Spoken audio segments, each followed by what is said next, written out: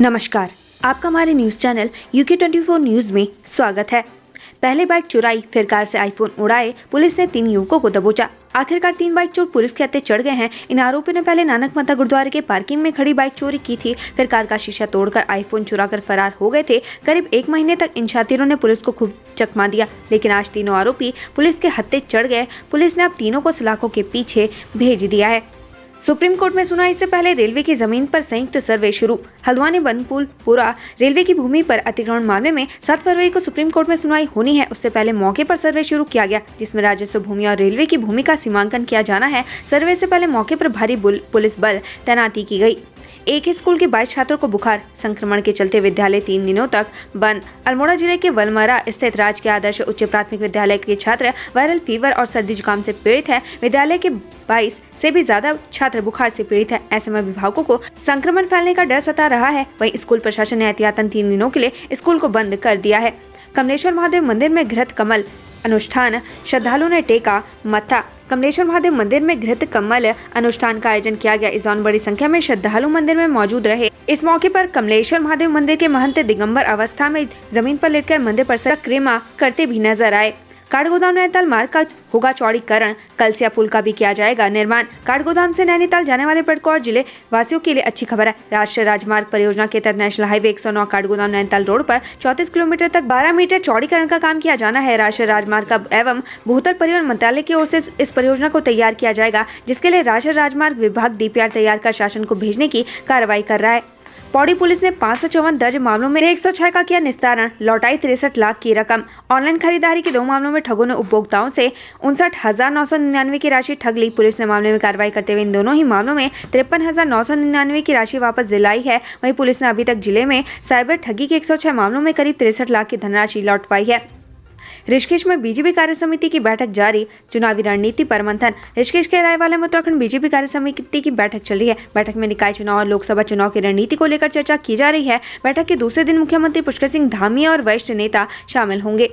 Smart watch और Bluetooth की मदद से कर रहे थे नकल, 8 नकलची छात्र पकड़े गए। उत्तराखंड टेक्निकल यूनिवर्सिटी के कुलपति प्रोफेसर ओमकार सिंह ने चले परीक्षा सत्र का जायजा लिया। इस दौरान उन्होंने हरिद्वार और रुड़की के कॉलेजों में औचक निरीक्षण किया। परीक्षाओं में पारदर्शिता परखने के लिए रुड़की हरिद्वार क्षेत्र के विभिन्न लॉ, फार्मेसी और इंजीनियरिंग का कॉलेजों का औचक निरीक्षण किया। इस दौरान कई छात्र नकल करते हुए पकड़े गए। बढ़ सकता है यूजर चार्ज, 2 फरवरी को होने वाली बोर्ड बैठक में होगा तय। देहरादून नगर निगम डोर टू डोर कूड़ा कलेक्शन में सफाई यूजर चार्ज बढ़ाने जा रहा है। यूजर चार्ज का प्रस्ताव 2 फरवरी को होने वाली बैठक में रखा जाएगा, जिसके बाद देहरादून के लोगों को अतिरिक्त चार्ज देना होगा। अगर प्रस्ताव को मंजूरी मिलती है तो आम लोगों को 50 रुपए की बजाय अब 70 रुपए यूजर चार्ज देना पड़ेगा। हरियाणा से लूटी कार हरिद्वार पुलिस ने पकड़ी, ऐसे बच निकले लुटेरे। भादराबाद थाना पुलिस ने हथियारों के बल पर हरियाणा से एक लूटी कार रविवार को तड़के पकड़ लिया, लेकिन लूट की वारदात को अंजाम देने वाले तीनों आरोपी पुलिस की गिरफ्त से बच निकले। गाड़ी बरामद होने की जानकारी हरियाणा पुलिस को दे दी गई है। फरार लुटेरों को जहां अब भादराबाद पुलिस तलाश कर रही है, तो वहीं हरियाणा पुलिस भी आरोपियों की गिरफ्तारी में जुट गई है। सीएम धाम ने बच्चों के साथ सुनी मन की बात। PM मोदी ने रुड़की एटेरो रिसाइकलिंग का किया जिक्र। आज दुनिया भर में ई-वेस्ट यानी इलेक्ट्रॉनिक कचरा मुसीबत बना हुआ है। ई-वेस्ट पर्यावरण को नुकसान पहुंचा रहा है। ऐसे में ई-वेस्ट को रिसाइकिल और ट्रीटमेंट के लिए कई संस्थाएं एवं कंपनियां काम कर रही हैं, जिसमें रुड़की में संचालित एटेरो रिसाइकलिंग भी शामिल है, जिसका जिक्र प्रधानमंत्री नरेंद्र मोदी ने मन की बात कार्यक्रम में किया। MBBS के छात्रों की व्हाइट कोट सेरेमनी दिलाई गई। महज चरक शपथ। पौड़ी जनपद के राजकीय मेडिकल कॉलेज श्रीनगर में व्हाइट कोट सेरेमनी का आयोजन किया गया। इस मौके पर स्वास्थ्य व चिकित्सा शिक्षा मंत्री डॉक्टर धन सिंह रावत ने MBBS के छात्रों को व्हाइट कोट पहनाया और MBBS की पढ़ाई की शुभकामनाएं दी। वहीं मेडिकल कॉलेज के प्राचार्य डॉक्टर CMS रावत ने धन सिंह रावत के पहुंचने पर आभार व्यक्त किया। लक्सर में नदियों का सीना चीर रहे माफिया, प्रशासन ने सीज किए 11 वाहन। हरिद्वार के लक्सर में प्रशासन की टीम ने छापेमारी कर 11 वाहनों को सीज किया, जिसमें एक JCB मशीन, एक डंपर और 9 ट्रैक्टर ट्रॉलियां शामिल हैं। छापेमारी की भनक लगते ही खनन माफिया फरार हो गए। कोई भी माफिया टीम के हत्थे नहीं चढ़ पाया। वहीं प्रशासन की इस कार्रवाई से हड़कंप मचा रहा। फिलहाल सभी वाहनों को SDM आवास परिसर में लाया गया है। 21 निर्धन कन्याओं को मिले जीवन साथी। कार्यक्रम में दिखी हिंदू मुस्लिम एकता की झलक। खानपुर विधायक उमेश कुमार ने 21 गरीब कन्याओं का सामूहिक विवाह कराकर हिंदू मुस्लिम एकता की मिसाल पेश की है। इस मौके पर उमेश कुमार ने कहा कि परिवार में बेटियों की शादी एक बहुत ही बड़ी जिम्मेदारी होती है, इसलिए गरीब परिवार की बेटियों की शादी कराकर उन्हें को कर्जे से बचाया है। जोशीमठ की बसागत के साक्षी कल्प वृक्ष पर मंडराने लगा खतरा। आदि गुरु शंकराचार्य से जुड़ा है खास नाता। जोशीमठ की बसागत के साक्षी कल्प वृक्ष पर ही खतरा मंडराने लगा है। 8वीं सदी से यह वृक्ष लोगों के सुख दुख का गवाह बना हुआ है। अब इस प्राचीन धरोहर की कई शाखाएं सूखने लगी है, लेकिन इसके संरक्षण के लिए ठोस इंतजाम नहीं हो रहे हैं। नगर क्षेत्र के ऊपरी तरफ ज्योतिर्मठ है, जहां पर प्राचीन कल्प वृक्ष है। मान्यता है कि 8वीं सदी में केरल की कालसी में 11 वर्ष की उम्र में शंकराचार्य यहां पहुंचे थे। उन्होंने इस वृक्ष के नीचे गुफा में बैठकर 5 वर्ष तक तपस्या की। इस स्थान पर उन्हें ज्योति के दर्शन हुए, जिससे यहाँ का नाम ज्योतिर्मठ पड़ा। प्रदेश में 10 साल में मतदाताओं की संख्या में अप्रत्याशित बढ़ोतरी, जाँच के आदेश। उत्तराखंड में बीते 10 साल में मतदाताओं की संख्या में अप्रत्याशित बढ़ोतरी की जांच के आदेश दे दिए गए हैं। जांच के लिए जिला, विधानसभा और पोलिंग बूथ स्तर पर समितियां गठित कर जिलाधिकारियों से 28 फरवरी 2023 तक रिपोर्ट मांगी गई है।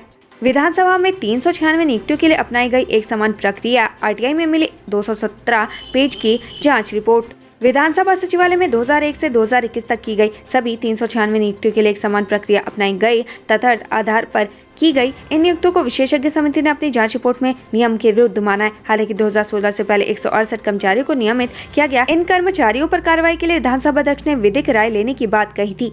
पुनर्वास और राहत पैकेज के लिए विकल्पों की तलाश। बेनाम भूमि पर बसे हैं सैकड़ों, अब मुआवजे में दिक्कत।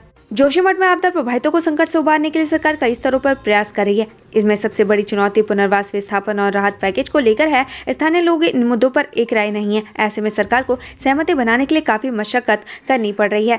इस संबंध में सरकार ने जिला प्रशासन और शासन स्तर पर 2 कमेटियों का गठन किया है। जिला स्तर पर गठित कमेटी में स्थानीय प्रभावितों को भी शामिल किया गया है, ताकि उनके सुझाव को शामिल करते हुए एक ठोस और प्रभावी नीति तैयार की जा सके। असुरक्षित भवन पर ध्वस्तीकरण का स्टिकर। रिपोर्ट में सूक्ष्म दरार, प्रशासन की बात से पीड़ित को झटका। नगर में आपदा को लेकर जांच कर रहे अधिकारी संजीदा नजर नहीं आ रहे। यहाँ एक भवन जर्जर हो चुका है, उस पर असुरक्षित और ध्वस्तीकरण का स्टिकर लगाया गया, लेकिन प्रशासन की रिपोर्ट में यहाँ सूक्ष्म दरार बताई जा रही है। जब भानुस्वामी ने इसकी शिकायत प्रशासन से की, तब प्रशासन के अधिकारियों ने फिर से टीम भेजकर जाँच कराने की बात कही। मनोहर बाग वार्ड में चंडी प्रसाद बहुगुणा का मकान है। चंडी प्रसाद का कहना है कि कुछ दिन पहले तक उनके घर में हल्की दरारें थी, लेकिन फिर अचानक दरारें बढ़ने लगी। करीब 1 सप्ताह पहले अधिकारियों ने उनके घर पर लाल स्टिकर लगाकर इसे असुरक्षित घोषित कर दिया। साथ ही ध्वस्तीकरण का भी स्टिकर लगाया है। स्टिकर लगते ही मकान में रह रहे किराएदारों ने भवन खाली कर दिया। चंडी प्रसाद परिवार के साथ अपने पुराने मकान में चले गए। उत्तराखंड से संबंधित ऐसी ही खबरें पाने के लिए हमारे चैनल को लाइक व सब्सक्राइब जरूर करें। धन्यवाद।